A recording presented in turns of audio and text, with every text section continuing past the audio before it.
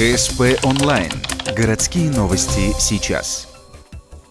У кого просить помощи? Этим вопросом задаются родные Сергея Булынчикова. 8 лет назад ухтинцу поставили страшный диагноз – опухоль спинного мозга. После 6 операций и постоянных обезболивающих он не сдается. За помощью обратились в ухтинскую станцию переливания крови. Здесь решили провести акцию «Сдай кровь, помоги Сергею». Каждый день с 8 утра горожане могут стать донорами, а также делать пожертвования на операцию в Германии. Всего на поездку за границу 25-летнему ухтинцу требуется около 9 миллионов рублей.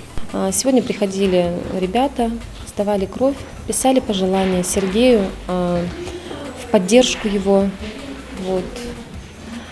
Также с нами сотрудничают крупные организации, которые тоже нам предложили помощь и помогают нам.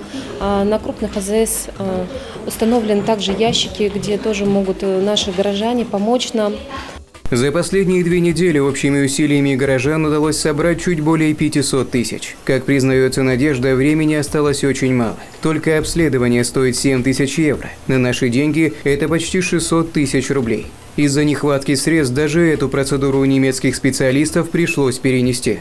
Не факт, что приеду, проконсультируюсь, там меня обследуют, я сразу останусь. Нет, возможно, меня отправят домой, чтобы они там тоже какие-то решения приняли.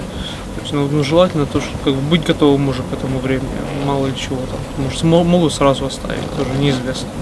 Как говорит Сергей, он не теряет надежды встать на ноги, ведь у него есть невеста Наталья. Буквально этой весной они собирались пожениться, но судьба распорядилась иначе. Если вам не безразлична судьба Сергея, денежные средства вы можете отправить на реквизиты, указанные на экране.